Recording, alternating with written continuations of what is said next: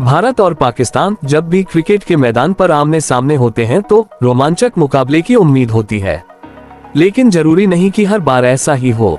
साल 2006 में जब भारतीय टीम पाकिस्तान दौरे पर गई थी, जब लाहौर में खेला गया पहला टेस्ट मैच कुछ ऐसा ही था।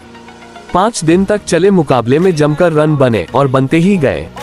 पहले पाकिस्तान खेल गया और बाकी के बचे 2.5 दिन भारत और बादल खेल गए। ऐसे में यह मैच एक तरफा अंदाज में ड्रॉ हो गया, लेकिन मैच के चौथे दिन दोपहर के बाद थोड़ी सी जान आई। ये जान नतीजे को लेकर नहीं, बल्कि सबसे बड़ी ओपनिंग साझेदारी को तोड़ने के मौके को लेकर थी। लेकिन फिर यह भी नहीं हो पाया और रनों के पहाड़ तले मैच का अंत हो गया।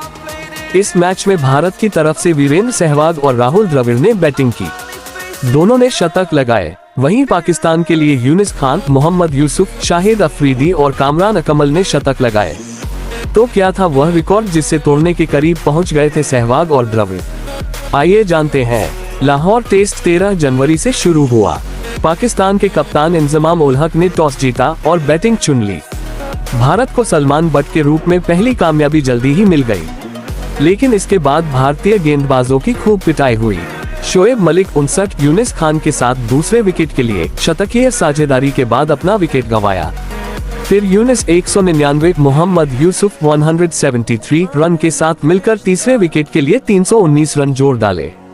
यूसुफ के अनिल कुंबले की गेंद पर आउट होने से 455 रन पर यह साझेदारी टूटी। 1 रन बाद यानी 456 रन पर इंजमाम उल हक कुंबले के दूसरे शिकार बन गए।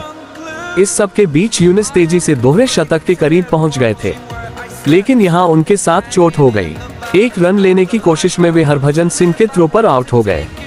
उनका स्कोर था 199 रन। वे पहले बल्लेबाज बने जो 199 रन पर रन आउट हुए।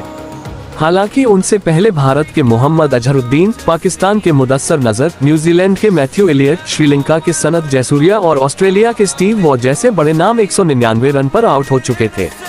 खैर, अफरीदी कामरान अकमल के तूफानी शतक। यूनिस गए तो शाहिद अफरीदी और कामरान अकमल क्रीज पर साथ आए। इन दोनों ने तो मैदान पर मार मचा दी। दोनों ने आज के हिसाब से कहें तो T20 स्टाइल में खेलना शुरू किया। दोनों ने भारत के गेंदबाजी आक्रमण को खूब धुना। अफरीदी ने हरभजन सिंह के एक ही ओवर में 27 रन लूट लिए, लेकिन वे टेस्ट में एक ओवर में सबसे ज्यादा रन बनाने के ब्रायन लारा के 28 रन के रिकॉर्ड से बस जरा सा पीछे रह गए। अफरीदी ने 78 गेंद में शतक लगाया। ये टेस्ट में 9वां सबसे तेज शतक था। वे 7 चौकों और 7 छक्कों से सजी 103 रन की पारी खेलकर आउट हुए। वहीं कामरान ने 81 गेंद में 100 रन जड़ दिए। ये टेस्ट में विकेटकीपर की ओर से लगाया सबसे तेज शतक बना। उन्होंने एडम गिलक्रिस्ट के 84 गेंद में शतक के रिकॉर्ड को पीछे छोड़ा। आखिरकार दूसरे दिन के दूसरे सेशन में पाकिस्तान ने 7 विकेट पर 679 रन बनाने के बाद पारी घोषित कर दी। सहवाग का तेजतर्रार शतक। भारत की तरफ से सहवाग और कप्तान द्रविड़ ओपनिंग के लिए उतरे। दूसरे दिन भारत के हिस्से केवल 13 ओवर आए। इनमें 65 रन बने। खराब रोशनी की वजह से मैच काफी पहले रोकना पड़ा। सहवाग 36 और द्रविड़ 22 रन पर नाबाद रहे। तीसरे दिन भी बारिश और खराब रोशनी ने परेशान किया। ऐसे में केवल 15 ओवर का खेल हो सका। भारत ने कोई विकेट नहीं गंवाया और अपने स्कोर को 145 रन कर लिया, लेकिन तीसरे दिन के लगभग सारे रन सहवाग ने बनाए। वे 36 से 96 पर पहुंच गए, जबकि द्रविड़ 22 से 28 रन ही आ सके। चौथे दिन हालात थोड़े बेहतर रहे और करीब 47 ओवर फेंके गए।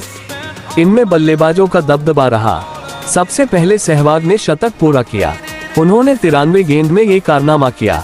इसके जरिए उन्होंने भारत के सलामी बल्लेबाज की ओर से सभी विरोधियों के खिलाफ सबसे तेज टेस्ट शतक लगाने का रिकॉर्ड बना दिया। वर्ल्ड रिकॉर्ड के मुहाने पर सहवाग द्रविड़। फिर सहवाग ने शतक को बड़ी पारी में भी बदला। उन्होंने 182 गेंद में दोहरा शतक भी ठोक दिया।